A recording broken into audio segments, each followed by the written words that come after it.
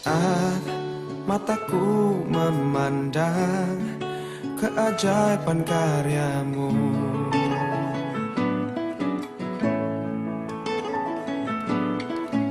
sungguh siapakah ku ini yang engkau hargai dan cintai. Selalu dan saat ku pikirkan kebaikanmu, tak pernah ku kekurangan. Dan saat ku renungkan kesetiaanmu, esok kan ku jelang tanpa keraguan, surya kan terus ada. Hai guys, Happy New Year. Gak kerasa gak sih ini udah 2021. Apa pelajaran kalian telah dapatkan di tahun 2020? Jangan sampai jawabannya gak ada ya guys. Nah kalau aku sih, aku belajar untuk tidak berharap. Ya kesannya kayak galau, ngenes-ngenes gimana gitu kan. Tapi enggak guys, maksudnya itu jangan berharap kepada keadaan yang tidak pasti. Nah contohnya, aku itu tahun lalu seharusnya pergi ke Thailand gitu. Tapi aku kan udah ngerencanain kayak aku mau pakai baju ini, aku mau beli ini, aku mau ke sini ke sana gitu kan. Tapi ya akhirnya bye-bye, nggak jadi. Nah, maka dari itu kita bahkan hal-hal yang kita udah rencanain dengan mateng aja itu bisa gagal. Jadi intinya jangan sampai kalian itu berharap kepada hal-hal atau kondisi yang nggak pasti. Berharaplah pada Tuhan doang. Maka dari itu mari kita pujikan syukur kita berkat kemurahan-Mu.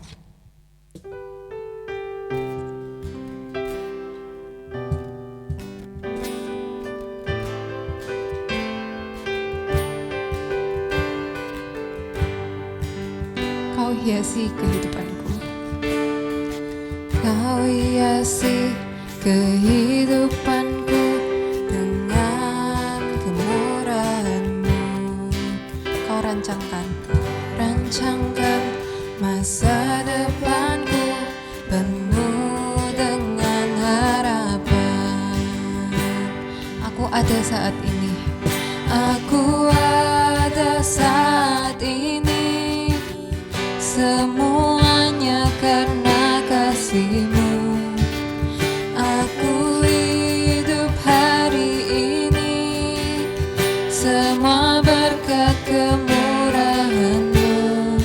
Terima kasih Yesus, Engkau sangat baik, teramat baik bagiku. Kau hiasi kehidupanku dengan kemurahan-Mu, kehidupanku dengan kemurahan-Mu. Kau rancangkan masa depanku penuh dengan harapan. Aku ada saat ini, semuanya karena kasih-Mu. Aku hidup hari ini, semua berkat kemurahan-Mu.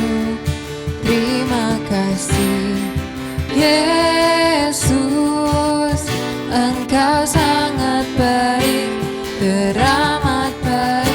Aku ada saat ini, semuanya karena kasih-Mu. Aku hidup hari ini, semua berkat kemurahan-Mu. Terima kasih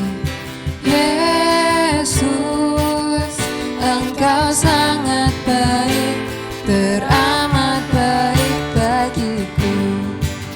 Yesus, Engkau sangat baik, teramat baik bagiku. Ya, Tuhan kita adalah Tuhan yang sangat baik. dan ia tidak pernah berubah. Kita dapat melihat dari kisah orang-orang Israel yang tidak perlu bersusah payah untuk memenangkan suatu daerah gitu. Tapi seperti yang kita tahu, orang Israel itu imannya kayak hilang datang gitu kan. Aku aja baca ceritanya mereka berkitab-kitab itu kayak kesel-kesel sendiri, kayak aduh ya ampun cek bebale sih orang-orang ini.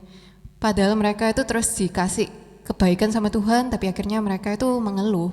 Lah tapi aku merefleksikan ke diriku sendiri. Lah aku sendiri kok ya dikit-dikit ada masalah kok yang ngeluh ya, padahal aku wes diberkati sama Tuhan. Dan itu merupakan dosa, dan saking seringnya kita melakukan itu jadi kebiasaan dalam kehidupan kita dan kita nggak merasa kalau itu dosa gitu. Nah itu sangat berbahaya. Jadi mari kita tunjukkan kepada kita mau berdoa, kita mau meminta pengampunan dari Tuhan Yesus. Mari kita berdoa. Tuhan, kita tidak tahu dosa apa saja yang telah kita lakukan ya Tuhan. Tuhan tolong ampuni segala dosa yang kita telah lakukan, baik yang sengaja maupun tidak sengaja Tuhan. Dan berikan kita kekuatan yang hanya dari Engkau saja, agar kita tidak mengulangi kesalahan tersebut yang menyedihkan hatimu ya Tuhan. Tuhan tolong berkati kita, berikan kita kesadaran atas segala yang kita lakukan, dan tolong berikan kita ketulusan dan kepintaran dari Engkau saja, agar kita bisa mengikuti segala yang Engkau perintahkan kepada kita ya Tuhan. Dalam nama Tuhan Yesus sajalah kami berdoa, amin. Karena kita telah meminta pengampunan dosa kepada Tuhan kita dan kita telah diampuni, marilah kita bacakan berita anugerah dari Efesus 1 ayat 7 yang berbunyi, sebab di dalam Dia dan oleh darahnya kita beroleh penebusan, yaitu pengampunan dosa menurut kekayaan kasih karunia-Nya. Dan setelah kita menerima berita anugerah, tentu kita perlu mendapatkan petunjuk untuk hidup baru, untuk hidup lebih sesuai dengan firman Tuhan. Maka dari itu mari kita bacakan 1 Yohanes 2 ayat 1. Anak-anakku, hal-hal ini kutuliskan kepada kamu supaya kamu jangan berbuat dosa. Namun jika seorang berbuat dosa, kita mempunyai seorang pengantara pada Bapa, yaitu Yesus Kristus yang adil. Kita telah diberikan berita anugerah dan cara hidup untuk sesuai dengan petunjuk Dia. Mari kita sorakkan kebaikannya ke seluruh penjuru dunia. Bersorak. Mari kita pujikan pujian ini dengan semangat. Kita mau sorakkan kebaikan Tuhan di seluruh penjuru dunia. Mari kita pujikan Kau batu karang yang teguh. Batu karang yang teguh, kota benteng dan perisaiku, yang menang kalahkan maut, pengamat yang bangkit dan hidup. Haleluya, haleluya, haleluya, kekal mulia. Haleluya, haleluya, haleluya, dahsyat berkuasa.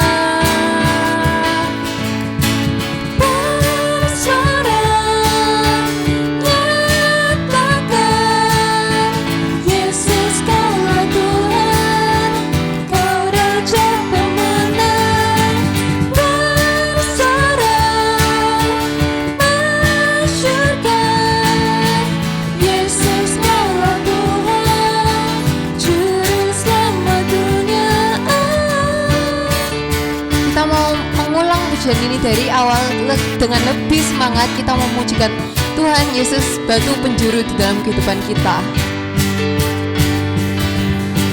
Kau Yesus batu penjuru,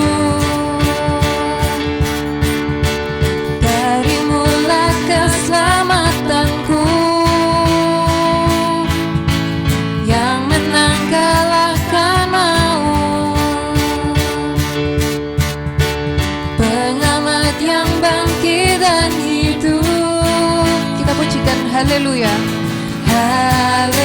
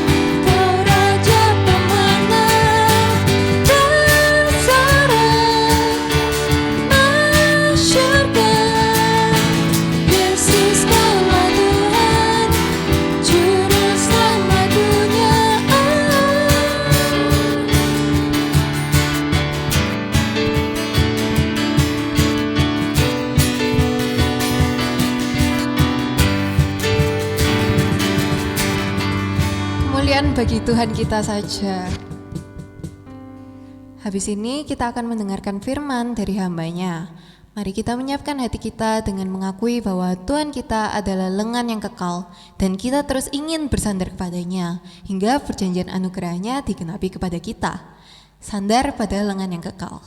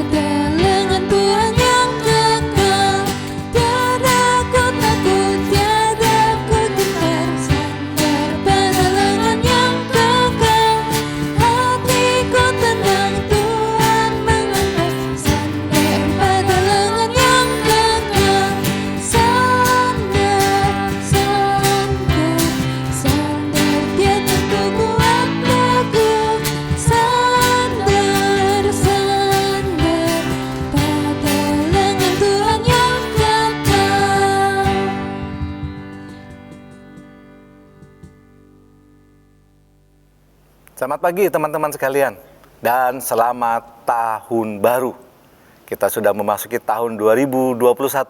Ini adalah anugerah yang luar biasa yang harus kita syukuri karena Tuhan begitu baik pada kita dan sesuai dengan janjinya Tuhan memang baik adanya. Oleh karena itu, mari kita bersama-sama memulai tahun baru ini dengan firman Tuhan. Firman yang sungguh-sungguh membuat kita aman di tangannya. Firman Tuhan ya dan amin. Orang yang memegang firman Tuhan adalah orang-orang yang sungguh diberkati Tuhan. Mari kita membaca dari Ulangan pasal 29 ayat 1 sampai 29. Tapi sebelumnya mari kita berdoa. Bapa yang di surga, terima kasih Tuhan. Tolong kami untuk memasuki tahun yang baru. Tahun 2021. Kami ingin mengawalinya dengan berbakti kepada Tuhan. Kami ingin mendengarkan firman Tuhan. Kami ingin melakukan firman Tuhan. Terima kasih Bapak. Tolong kami dalam memahami firman Tuhan. Sehingga firman-Mu itu sungguh menjadi bagian dari hidup kami. Firman-Mu menyentuh hati kami. Berdiam di hati kami dan boleh kami lakukan sesuai dengan kehendak-Mu. Terima kasih Bapa, terima kasih. Biarlah Tuhan Roh Kudus menyertai dan membimbing kami semua. Dalam nama Yesus kami berdoa, amin. Mari kita membaca dari Kitab Ulangan pasal 29. Kitab Ulangan, teman-teman sekalian ya, kalau kita membaca Kitab Ulangan, janganlah kita berpikir ini adalah pengulangan cerita dari kitab-kitab sebelumnya. Khususnya dari Kitab Keluaran, Kitab Bilangan gitu ya. Bukan saudara, bukan itu. Sepertinya kok diulang-ulang ceritanya. Ada makna yang sangat mendasar. Kitab Ulangan itu pendengarnya yang berbeda. Pesannya sama. Sebagaimana firman Tuhan. Dari dulu sampai sekarang sampai selama-lamanya pesannya sama, tetapi pendengarnya yang berbeda, situasinya berbeda, konteksnya berbeda, tetapi firman Tuhan ya dan amin cocok di semua zaman, cocok bagi semua orang, cocok bagi semua konteks, kebudayaan, semua zaman, cocok saudara. Jadi Kitab Ulangan adalah istimewanya pendengarnya yang berbeda. Kita tahu bukan? Orang-orang yang keluar dari tanah Mesir adalah orang-orang yang sungguh dapat dianugerahi kasih Tuhan. Tapi karena mereka itu tidak taat dengan firman Tuhan, mereka itu berputar-putar di tanah di padang gurun selama 40 tahun. Dan Tuhan berkata, orang yang tidak taat ini, orang yang tidak percaya Tuhan ini, orang yang melanggar firman Tuhan, orang yang menyepelekan firman Tuhan tidak akan pernah memasuki tanah Kanaan, yaitu orang-orang yang berumur 20 tahun ke atas. Itulah generasi pertama yang tidak pernah memasuki tanah Kanaan. Nah, sekarang pasal 29. Ya, Tuhan berkata, perhatikan. Inilah perkataan perjanjian yang diikat Musa dengan orang Israel di tanah Moab sesuai dengan perintah Tuhan, selain perjanjian yang telah diikatnya dengan mereka di Gunung Horeb. Perhatikan, Moab itu berbatasan dengan tanah Kanaan. Generasi yang baru, mereka akan memasuki tanah Kanaan, dan di sana dinyatakan firman Tuhan. Di sana diikat kembali perjanjian, supaya waktu mereka memasuki tanah Kanaan, diam tanah Kanaan, mereka sungguh-sungguh melakukan firman Tuhan. Selain perjanjian yang telah diikatnya dengan mereka di Gunung Horeb. Gunung Horeb itu nama lain dari Gunung Sinai. Waktu mereka masih anak-anak, di bawah 20 tahun, mereka menyaksikan bapak ibunya, kakaknya, atau siapapun dari saudara-saudara yang berumur 20 tahun ke atas, mereka menyaksikan bagaimana Tuhan mengikat perjanjian. Engkau harus taat padaku, jangan ada Allahmu, jangan ada Allah lain di antaramu selain aku. Ya, firman Tuhan begitu, tapi mereka tidak mau percaya pada firman Tuhan. Itulah perjanjian diikat pertama kali di Gunung Sinai atau di Gunung Horeb. Mereka tidak melakukannya. Sekarang mereka di tanah Kanaan, di tanah Moab, mau memasuki tanah Kanaan, kembali perjanjian diikat. Nah, ini dia yang namanya perjanjian yang diperbaharui. Sesuai dengan tema kita kan, melangkah dalam perjanjian anugerah. Perjanjian adalah suatu anugerah. Kalau Tuhan berjanji sama kita itu anugerah. Kalau kita mengikat perjanjian dengan Tuhan itu anugerah. Yang pertama disia-siakan. Sekarang firman Tuhan berkata kepada orang yang mau memasuki tanah Kanaan, ayo lakukan firman Tuhan, karena engkau berada dalam perjanjian anugerah. Perjanjiannya kembali diperbarui oleh generasi baru yang mau memasuki tanah Kanaan. Ayat 18. Sebab itu janganlah di antaramu ada laki-laki atau perempuan, kaum keluarga atau suku yang hatinya pada hari ini berpaling meninggalkan Tuhan Allah kita, untuk pergi berbakti kepada Allah bangsa-bangsa itu. Janganlah di antaramu ada akar yang menghasilkan racun dan ipuh. Ayat 29. Hal-hal yang tersembunyi ialah bagi Tuhan Allah kita, tetapi hal-hal yang dinyatakan ialah bagi kita dan bagi anak-anak kita sampai selama-lamanya, supaya kita melakukan segala perkataan hukum Taurat ini. Jadi firman Tuhan itu berlaku untuk selama-lamanya. Perhatikan saudara, orang yang mau melangkah ke tanah Kanaan adalah orang-orang yang kembali mengikat perjanjian dengan Tuhan. Ini penting saudara, sebagaimana kita memasuki tanah perjanjian, memasuki tahun yang baru, tahun 2021. Sudahkah kita mengikat perjanjian dengan Tuhan? Karena ini dasar kita untuk hidup, dasar kita untuk menjalani tahun baru ini, tahun 2021. Tanah Kanaan adalah tanah yang subur, tanah yang penuh dengan susu dan madu. Artinya apa? Hasil bumi itu melimpah dan mencukupi kehidupan mereka. Saking melimpahnya tanah itu ya, dengan kesuburan.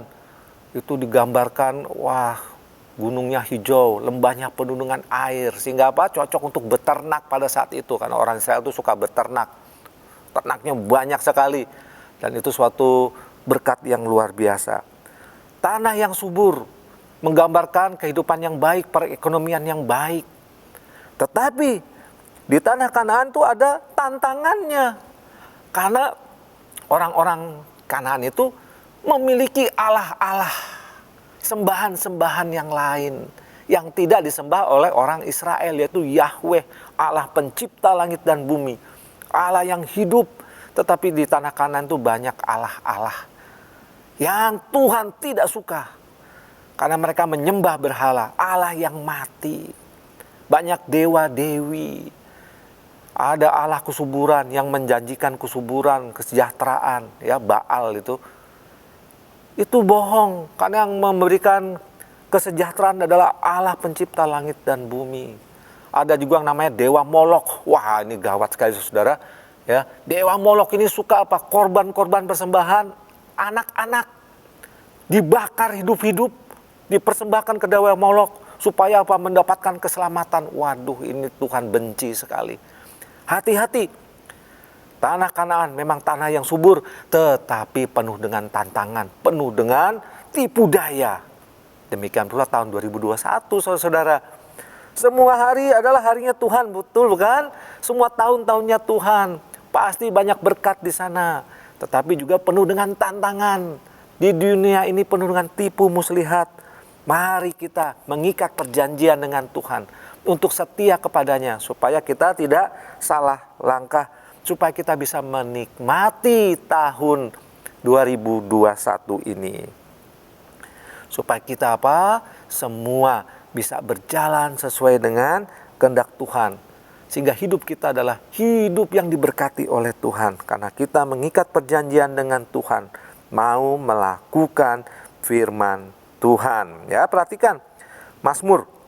Inilah hari yang jadikan Tuhan. Marilah kita bersorak-sorak dan bersukacita karenanya.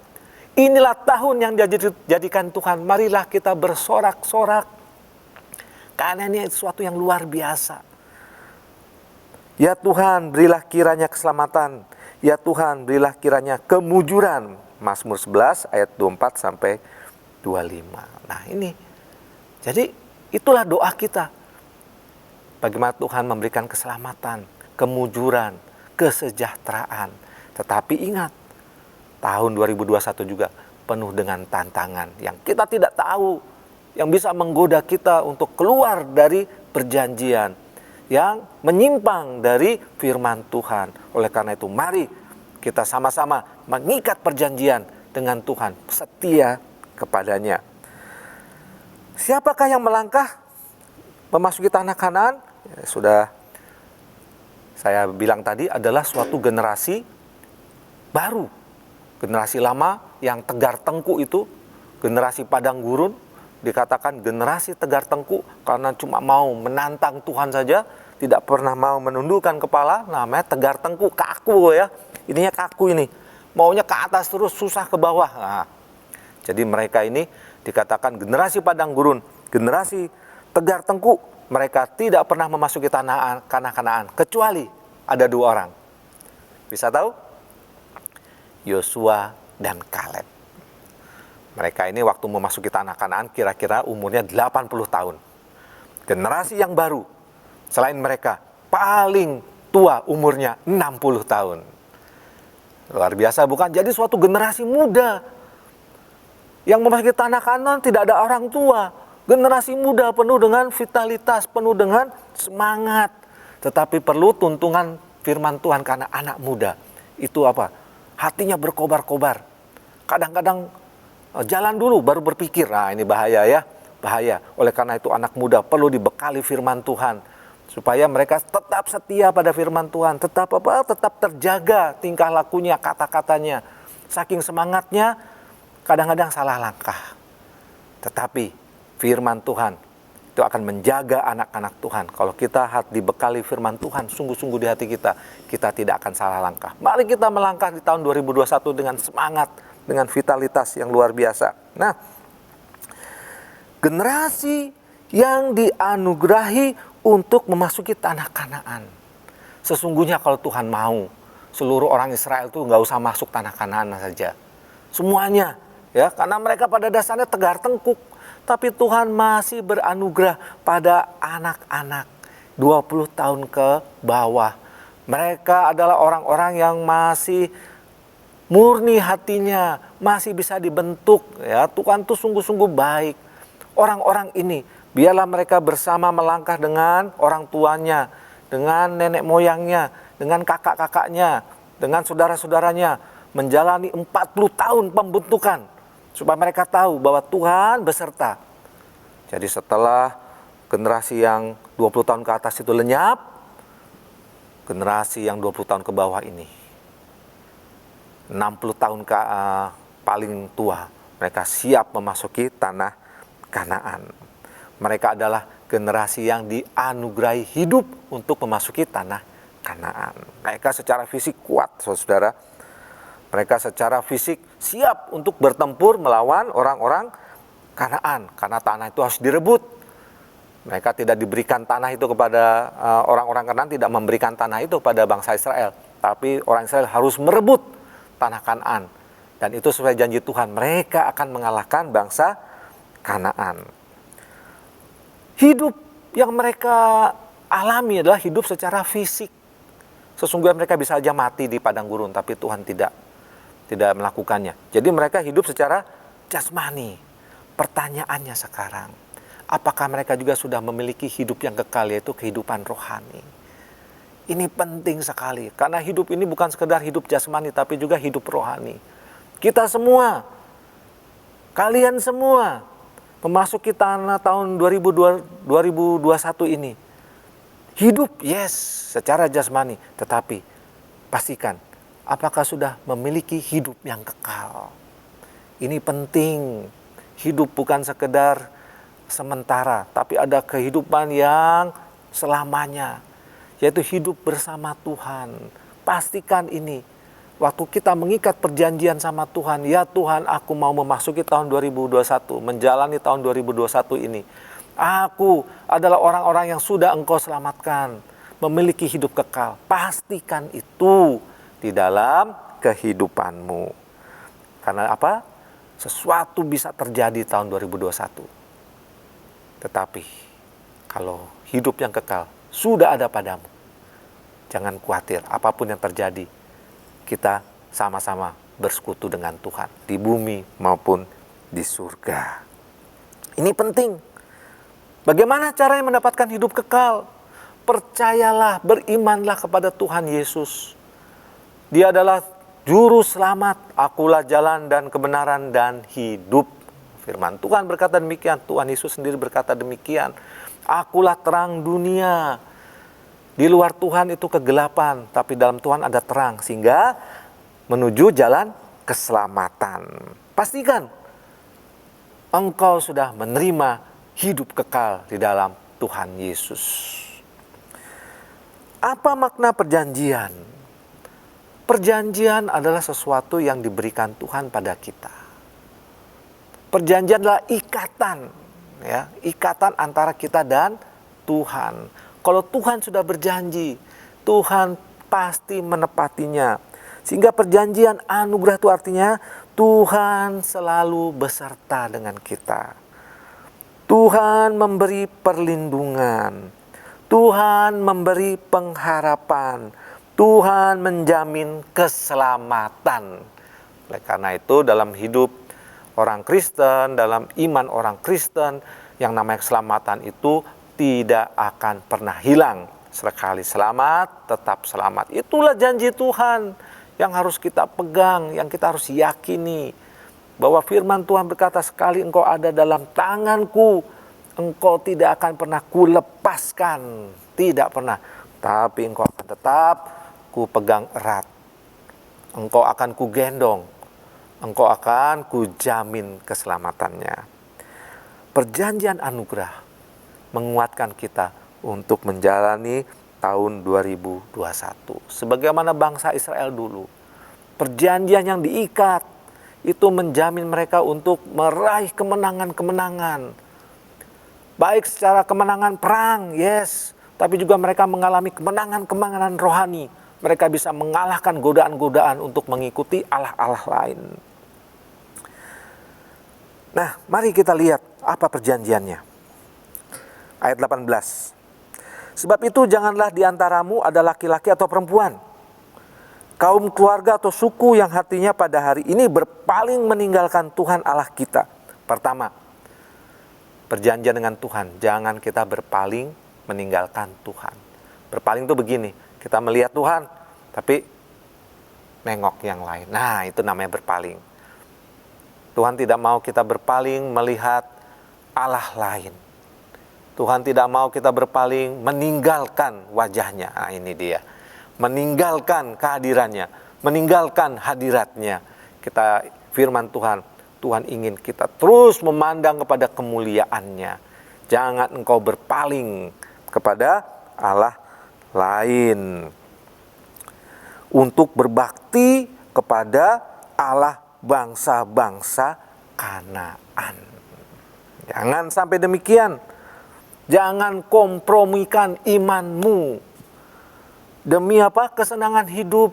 Anak-anak muda sering ya, anak-anak muda ini untuk kesenangan hidup, untuk menjamin masa depan yang baik, kita berkompromi dengan iman kita sendiri. Iman kita lah kepada Yahweh, kepada Allah Tritunggal, pada Yesus Kristus. Jangan berkompromi dengan iman yang lain. Jangan berkompromi dengan kepercayaan yang lain. Hati-hati. Ya, hati-hati. Jangan sampai demikian. Lalu apa lagi? Untuk mencari kesuksesan, mencari kesembuhan, mempertahankan kenyamanan hidup, kita meninggalkan iman kita. Untuk mendapatkan masa depan yang baik, waduh, sering orang lebih suka bertanya kepada orang yang bisa melihat masa depan. Wah, ini hati-hati. Sepertinya sepele, tetapi banyak orang bertanya kepada orang yang bisa melihat masa depan. Gak ada, saudara-saudara. Ya, itu bohong semua. Karena firman Tuhan dengan jelas, ayat 29, pasal 29 ayat 9 berkata apa? Hal-hal yang tersembunyi ialah bagi Tuhan. Hal-hal yang tersembunyi bagi Tuhan, tetapi hal-hal yang dinyatakan ialah bagi kita. Jadi ada hal-hal yang tersembunyi yang memang hanya Tuhan yang tahu. Oleh karena itu kita harus beriman kepada Tuhan. Tetapi yang sudah dinyatakan kepadamu, itu dilakukan, yaitu firman Tuhan. Sekali lagi, jangan kompromikan imanmu dengan dunia ini. Hati-hati ya, kalau cari pacar, nah ini lirik sana lirik sini, ya pastikan dulu imannya sama. Nah, ya, imannya sama. Hati-hati, tapi kalian sekarang tugasnya belajar dulu. Jangan pikir macam-macam, belajar dulu, karena itu tugas utamamu. Nanti kalau sudah cukup umur, nah silahkan. Nah, itu karena hak asasi ya. Boleh, silahkan. Tetapi ingat, harus sama imannya. Yang pertama pesan saya, sebagai hamba Tuhan, mencari teman hidup, itu berdoa kepada Tuhan. Yang pertama harus berbeda sama imannya. Yang kedua harus berbeda. Apa?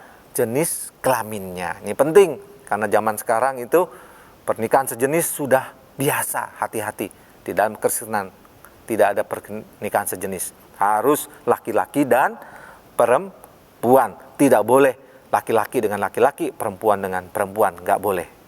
Tetapi yang namanya godaan dunia itu sangat menarik bagi kaum muda. Hati-hati. Dengan firman Tuhan, engkau bisa berjalan dengan lurus bersama Tuhan Yesus. Itulah perjanjiannya ya. Jangan meninggalkan Tuhan. Tetap setia kepadanya. Melakukan firman-Nya adalah satu-satunya cara untuk melawan godaan dunia. Banyak orang mengerti firman Tuhan, tapi tidak melakukannya. Banyak orang paham firman Tuhan, tapi tidak melakukannya. Itulah orang-orang yang diseret dengan iman yang lain. Hati-hati.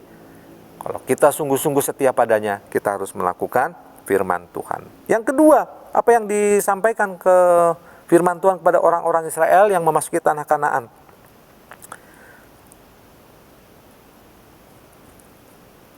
Janganlah di antaramu ada akar yang menghasilkan racun atau ipuh. Wah ya, racun atau ipuh. Ipuh itu sesuatu yang pahit. Pahit, nggak enak. Nah gitu. Racun, perhatikan. Apa artinya? Jangan ada akar yang menghasilkan racun dan ipuh. Racun dan kepahitan. Jadi begini. Dalam kehidupan orang Israel, di antara mereka ternyata ada orang-orang yang munafik. Mereka tuh bagaikan akar, masuk ke dalam, nggak kelihatan. Mereka ini orang-orang munafik. Sepertinya mereka tuh percaya Tuhan. Tetapi mereka kasak kusuk di antara orang-orang Israel. Nggak benar Tuhan itu. Nggak benar. Dia tidak menepati janjinya. Dia bukan Allah seperti bangsa Kanaan tuh, Allah Kanaan. Jelas-jelas kelihatan patungnya, rupanya, tangannya, matanya. Ya, nanti masuk ke tanah kan banyak patung-patung yang disembah-sembah. Kita nggak ada, Allah tuh nggak kelihatan dan tidak ada. Nah ini banyak yang kayak akar, menjalar kemana-mana, menghasilkan racun dan kepahitan. Jangan ada padamu akar yang seperti itu. Artinya apa? Jangan kau munafik. Sepertinya menyembah Tuhan. Sepertinya berbakti kepada Tuhan. Sepertinya setia kepada Tuhan, alim, saleh gitu. Tetapi tidak demikian dengan hatimu. Bahkan engkau menyebarkan berita bohong, menyebarkan berita keraguan-raguan yang melemahkan iman orang Israel. Hati-hati. Kalau engkau menyembah Tuhan, menyembahlah dengan otentik, sungguh-sungguh, tidak pura-pura. Kita adalah penyembah-penyembah Allah. Kalau kita menyanyi memuji Tuhan, sungguh-sungguh menyanyi memuji Tuhan. Kalau kita berdoa, sungguh-sungguh percaya. Kalau kita membaca firman Tuhan, kita sungguh-sungguh mau melakukannya. Itulah orang-orang yang otentik. Orang-orang yang sepenuh hati. Berbeda dengan akar yang menyebabkan racun dan kepahitan itu. Menyembah Tuhan dengan separuh hati, separuh, setengah. Tuhan mau apa? Kita menyembah dengan sepenuh hati. Sembahlah Tuhan, berbaktilah kepada Tuhan dengan segenap jiwamu, dengan segenap akal budimu, dengan seluruh jiwa ragamu. Semuanya itu. Tetapi orang yang separuh-separuh, itu kadang-kadang bikin masalah. Karena mereka apa? Menyebarkan keraguan-keraguan, mempertanyakan Tuhan. Mereka tidak sungguh-sungguh mau dituntun oleh firman Tuhan. Nah, selain racun itu mematikan. Itu orang yang tidak sungguh-sungguh percaya pada Tuhan. Akhirnya lepas dari Tuhan, mereka tidak mau menyembah Tuhan, mereka tidak mendapatkan apa? Berkat-berkat Tuhan yang berkelimpahan dan terutama berkat keselamatan. Orang yang tidak mau percaya kepada firman Tuhan adalah orang-orang yang menyedihkan. Mereka tidak mendapatkan keselamatan. Tapi kita adalah orang-orang yang sudah mendapatkan keselamatan. Jangan mau dipengaruhi dengan orang-orang seperti itu. Hati-hati. Itu diantara mereka sendiri. Jadi dalam komunitas pemuda remaja, pastikan semua orang memiliki iman yang sama. Jangan ada akar yang meracuni di antara kalian. Yaitu apa? Membuat kalian mati. Mati secara rohani, bahaya. Tidak percaya pada firman Tuhan. Tapi semua saling apa? Menguatkan, meneguhkan, dan mendoakan satu sama lain. Bahwa percaya kepada firman Tuhan, melakukan firman Tuhan, percaya pada Tuhan Yesus, itu mendapatkan keselamatan. Jangan ada kepahitan-kepahitan. Hati-hati, banyak di pemuda remaja kasak kusuk apa? Blok sana, blok sini, wah ini bahaya ini. Suka sana, suka sini, nggak suka sana, nggak suka sini. Itu menimbulkan kepahitan. Hati-hati, firman Tuhan mengatakan demikian. Jangan ada akar seperti itu. Kalau menjadi akar-akar yang meneguhkan, menguatkan, menyerap firman Tuhan. Tapi jangan menimbulkan kepahitan. Kepahitan itu harus dikikis, dibasmi. Jangan sampai ada di antaramu seperti itu. Dengan cara bagaimana?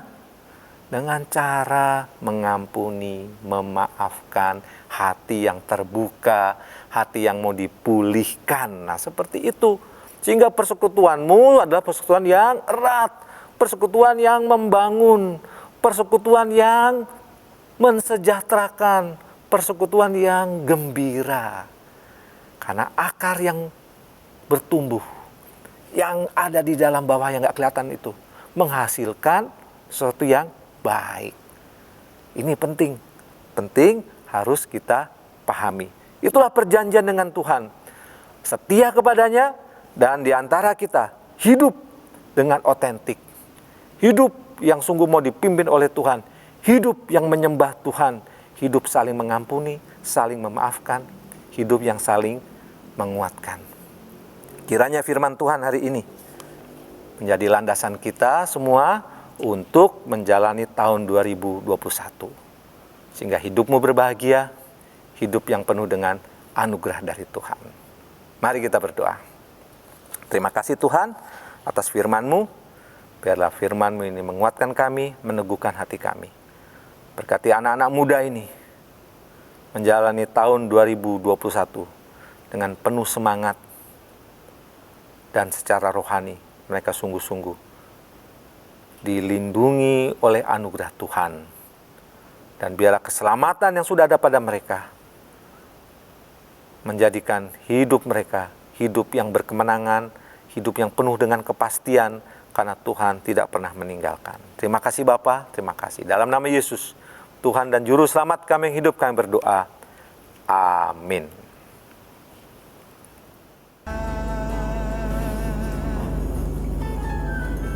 Happy Sunday guys. Kalian udah ngikutin ibadah kali ini kan? Apa yang kalian pelajari dari ibadah kali ini? Pasti ada something kan? Nah, jangan lupa kalian untuk melakukan hal itu terus di seminggu ini. Sampai minggu depan kita bertemu di ibadah lagi. Oh ya guys, jangan lupa untuk mengucap syukur kepada Tuhan dan menyalurkannya lewat memberikan persembahan di bawah ini. Jangan lupa kalian harus jaga kesehatan dan juga ikuti protokol dari pemerintah. See you again. Selalu